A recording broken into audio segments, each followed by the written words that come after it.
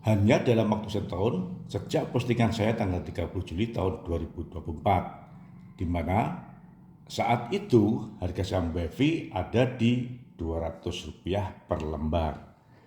Sampai saat ini tanggal 22 Juli tahun 2024, berarti harga saham WiFi telah naik lebih dari 1.400%, karena hari ini WiFi ditutup di harga Rp2.830 per lembar, hanya Rp20 di bawah harga saham Telkom, BUMN besar yang disupervisi oleh dua menteri melalui Danantara dan Kementerian BUMN.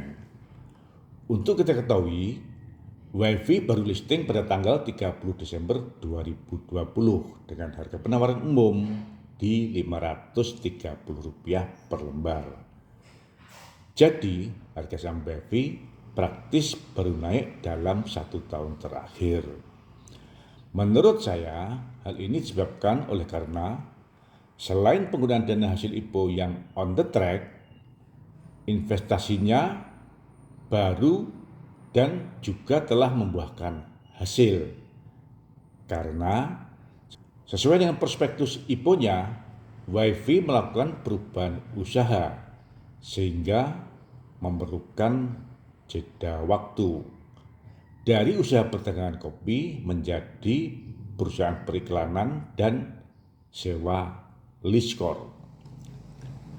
Namun harus diakui, lonjakan harga saham WiFi juga disebabkan oleh karena masuknya Hasyim Joyo Hadikusumo pada awal tahun 2025 sebagai bagian dari pemegang saham pengendali WiFi, yaitu melalui PT Investasi Sukses Bersama yang saat ini menggenggam 50,11% saham WiFi, sehingga membuat harga saham WiFi bergairah dan semakin menanjak. Bagaimana tidak, Hasyim Joyo Hadikusumo yang merupakan adik kandung Presiden Prabowo Subianto tentu menghasilkan afiliasi politik yang sangat positif. Apalagi WiFi merupakan satu-satunya perusahaan Hasyim yang telah listing, sehingga investor real tidak mempunyai pilihan lain apabila ingin berinvestasi bersama Hasyim Joyo Hadikusumo. Tidak seperti pada perusahaan-perusahaan yang terafiliasi dengan Happy Hapsoro, suami Puan Maharani, yang telah cukup banyak listing, diantaranya emiten-emiten dengan kode Raja, Ratu, Mina, Padi, dan Bufa. WiFi memang sempat mengalami guncangan keraguan arah harga saham menjelang akhir periode eksekusi hak rights-nya pada penambahan modal dengan hak memesan efek terlebih dahulu, yang harga pasarnya selalu mepet-mepet ke harga eksekusi hak rate-nya, yaitu di Rp2.000. Namun akhirnya setelah selesai periode eksekusi hak rates, harga saham WiFi kembali mengalami lonjakan yang cukup tinggi, yang menurut saya hal ini dipicu dengan rilis laporan keuangan WiFi pada triwulan 2 tahun 2025. WiFi melaporkan dan menunjukkan lonjakan kinerja keuangan yang sangat signifikan. Nilai buku WiFi loncat dari hanya sebesar Rp411 pada awal tahun 2025 menjadi sebesar Rp931 di akhir Juni tahun 2025, sehingga PBV, price book value-nya, turun dari sebesar 400% menjadi hanya sebesar 217%.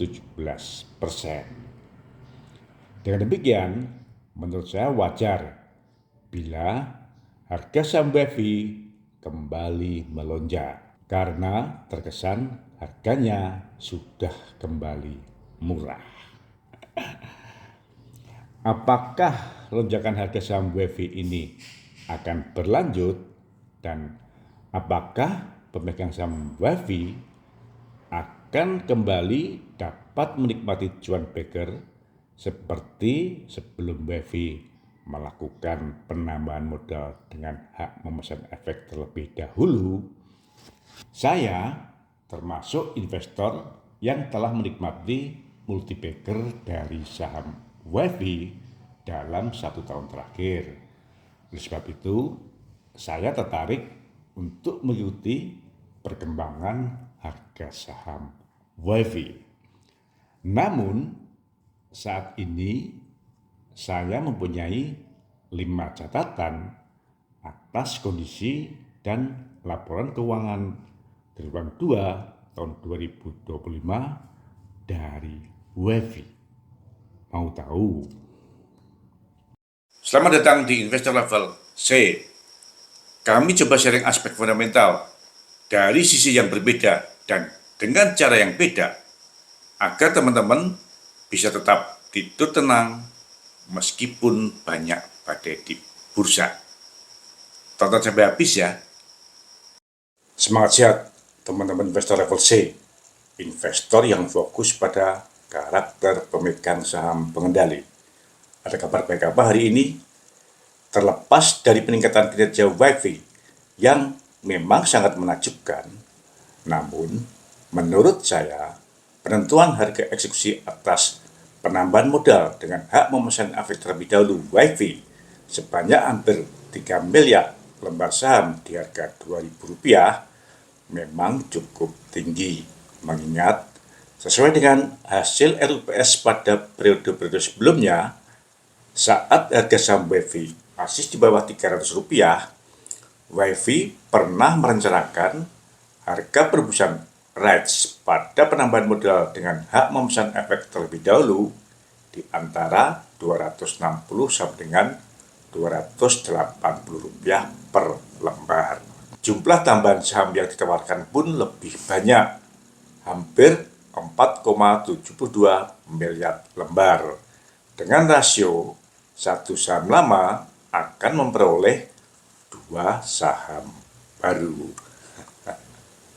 Dengan demikian, penentuan harga eksekusi penambahan modal dengan hak memesan efek terlebih dahulu yang ada di Rp2.000 berarti telah meningkat sebanyak 8 kali dari rencana sebelumnya. Luar biasa kan? Meskipun hal ini menurut saya wajar karena seiring dengan peningkatan harga saham WiFi dalam 1 tahun terakhir.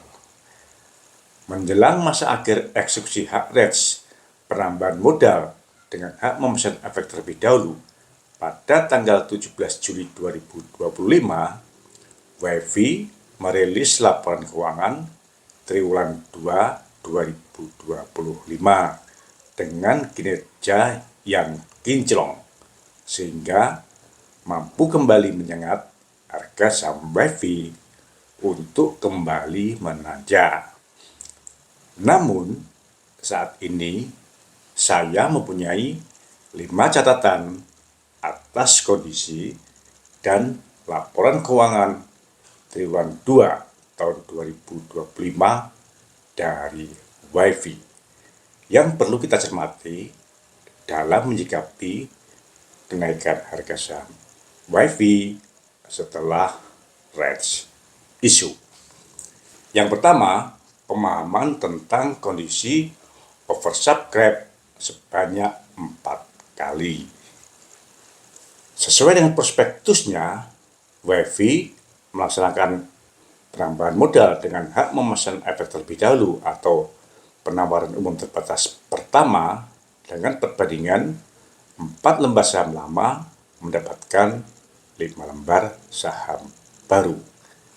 Dengan demikian, dengan jumlah saham lama sebanyak 2,36 miliar lembar, maka WiFi akan menambah saham baru sebanyak 5 dibagi dengan 4 dikalikan dengan 2,36 miliar lembar atau sebanyak 2,95 miliar lembar saham baru. Dan sesuai dengan laporan WEFI kepada OJK pada tanggal 16 Juli tahun 2025, WEFI melaporkan realisasi jumlah sahamnya sampai dengan tanggal 16 Juli 2025 sebanyak 5,01 miliar lembar. Artinya, sampai dengan tanggal 16 Juli tahun 2025, masih terdapat saham baru sebanyak 221 juta lembar yang belum ditebus oleh pemegang hak REITs dalam penawaran umum terbatas tahap pertama. Sisa saham yang belum ditebus inilah yang diperebutkan oleh para pemegang hak REITs lainnya, sehingga kondisi oversubscribe sebanyak 4 kali artinya terdapat total permintaan tambahan saham dari pemegang hak REITs sebanyak 4 kali 221 juta lembar atau sebanyak 882 juta lembar. Bukan sebanyak 4 kali jumlah penawaran umum terbatas tahap 1 atau bukan sebanyak 4 kali 2,95 miliar lembar atau sebanyak 11,80 miliar lembar. Dengan demikian, secara total besar oversubscribe-nya hanya sebesar 30% dari jumlah saham yang ditawarkan pada penawaran umum terbatas tahap 1. Yang kedua, salah satu tambahan daya tarik WEFI adalah masuknya perusahaan telekomunikasi asal Jepang NTT Asia sebagai pemegang saham entitas cucu usaha dari WEFI, yaitu PT Integrasi Jaringan Ekosistem atau IJ, dengan menyuntikkan dana sebesar 1 triliun rupiah atau setara dengan kepemilikan saham sebanyak 686 juta lembar. Hal ini sesuai dengan surat WEFI kepada OJK nomor 100 tanggal 17 Juli 2025.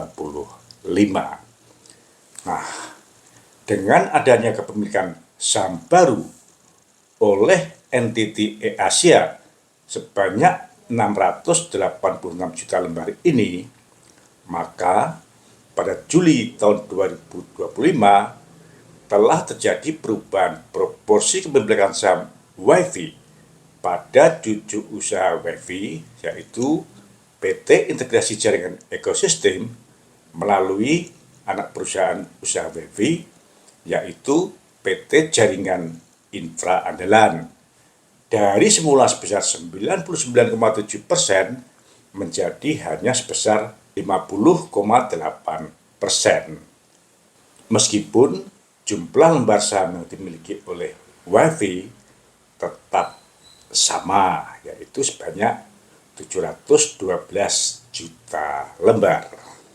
Yang ketiga, karena masuknya NTT Asia pada Juli tahun 2025, maka wajar bila pada laporan keuangan triwulan kedua tahun 2025, proporsi kepemilikan saham WEFI atas PT Integrasi Jaringan Ekosistem atau IJ melalui anak perusahaan PT Jaringan Infra Andalan atau JIA masih sebesar 99,7%.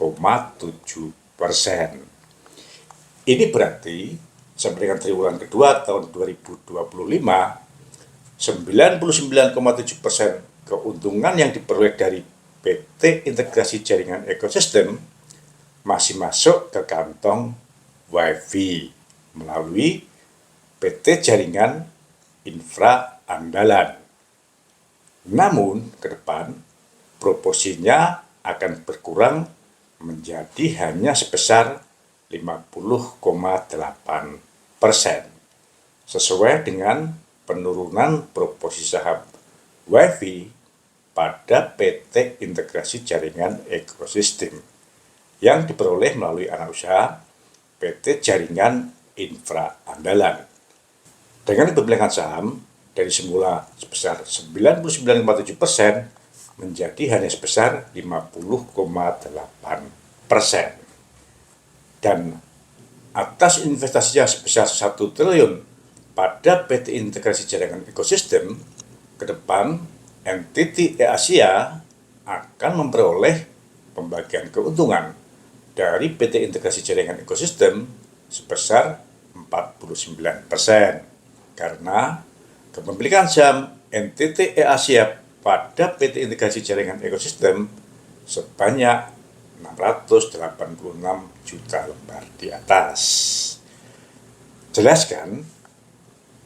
Yang keempat, namun apabila kita korek laporan neraca WiFi pada triwulan kedua tahun 2024, dana setoran modal entiti Asia sebesar 1 triliun pada PT Integrasi Jaringan Ekosistem yang baru disepakati oleh para pemegang saham dan dilaporkan pada Juli tahun 2025 ini telah dimasukkan WiFi pada bagian ekuitasnya dengan penjelasan uang muka setoran modal. Menurut saya, hal ini kurang tepat karena uang muka ini seakan-akan telah menambah ekuitas dari grup WiFi, telah menambah ekuitas dari PT Integrasi Jaringan Ekosistem. Padahal saat itu jumlah lembar saham PT Integrasi Jaringan Ekosistem pada triwulan kedua tahun 2025 belum bertambah. Masih sebanyak 714 juta lembar saham. Sehingga hal ini mengacaukan dalam perhitungan nilai buku pada PT Integrasi Jaringan Ekosistem, yang akhirnya juga akan mengacaukan dalam perhitungan nilai buku WiFi. Menurut saya, agar konsisten, seharusnya uang muka setoran saham entiti Asia ini disimpan pada sisi liabilitas, bukan pada sisi ekuitas, karena masih berupa uang muka yang merupakan titipan dana dari pihak ketiga, sehingga perhitungan nilai buku dari WiFi akan lebih tepat. Lalu, berapa besar perbedaan perhitungan nilai buku WiFi? Dengan kedua cara tersebut, sesuai dengan laporan keuangan triwulan kedua tahun 2025, nilai buku WiFi mengalami lonjakan year to date yang cukup besar, sebanyak 127%. Dari sebesar Rp411 pada akhir tahun 2024 menjadi sebesar Rp932 pada akhir Juni tahun 2025. Dan apabila suntikan dana dari entiti Asia ini dialokasikan pada liabilitas, sesuai dengan pendapat saya, kita akan dapatkan nilai buku WiFi pada akhir Juni tahun 2025 hanya sebesar Rp508 atau hanya meningkat 24% year to date.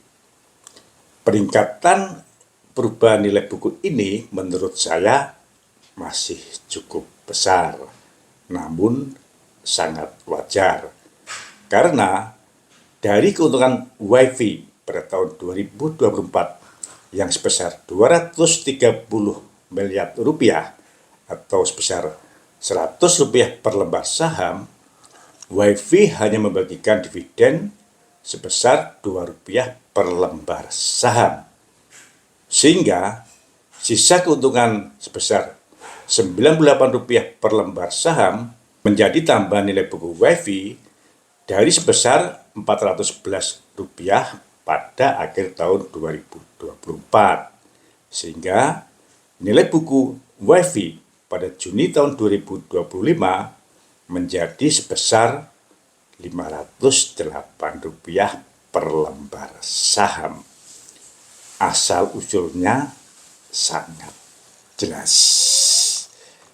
Dan yang kelima, sesuai dengan prospektus dalam penambahan modal dengan hak memesan efek terlebih dahulu, rencana penggunaan dana hasil penambahan modal WiFi 100% akan diberikan kepada anak perusahaan, yaitu PT Jaringan Infra Andalan.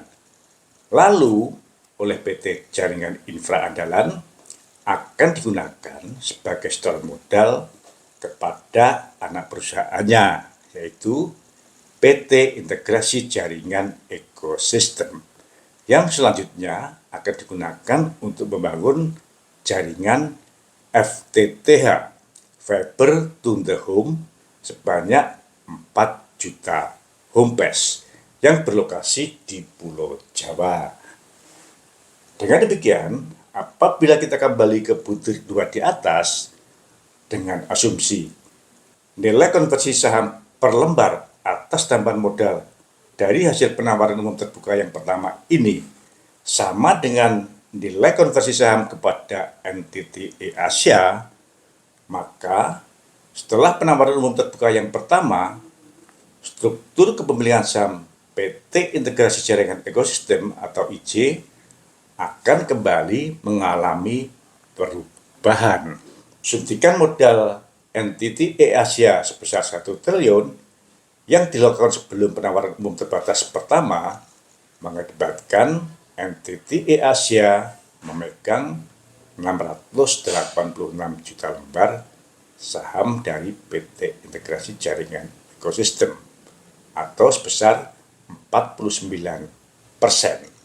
Namun, setelah WiFi menambahkan modal dari penawaran umum terbatas tahap pertama, porsi kepemilikan saham NTT Asia selanjutnya akan terdilusi, tinggal menjadi sebesar 12,6%, meskipun dengan jumlah lembar saham yang sama, yaitu sebanyak 686 juta lembar.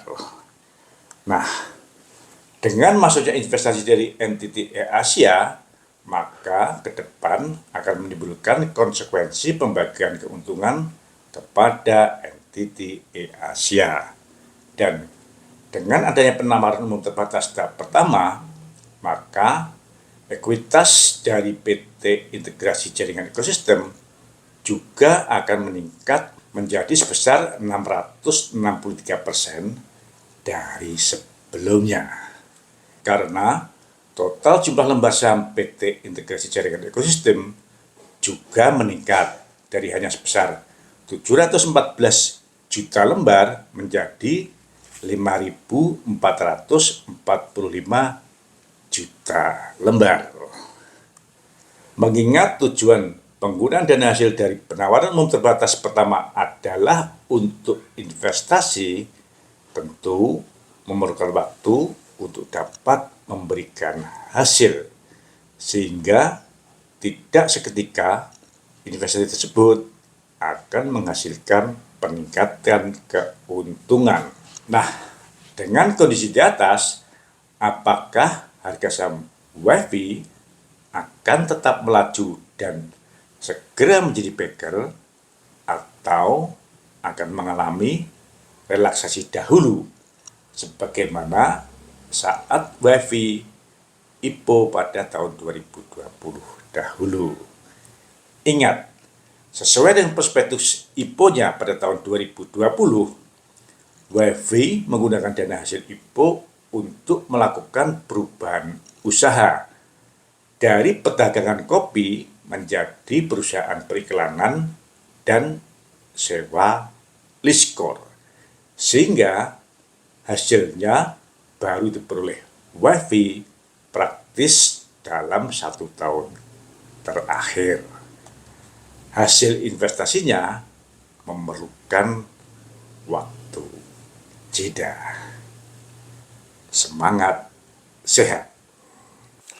Terima kasih telah menonton. Jangan lupa kasih komen agar channel Investor Level C selalu lebih berkualitas. Dan jangan lupa sharing agar teman-teman lainnya bisa mendapatkan manfaat dari channel Investor Level C. Terima kasih.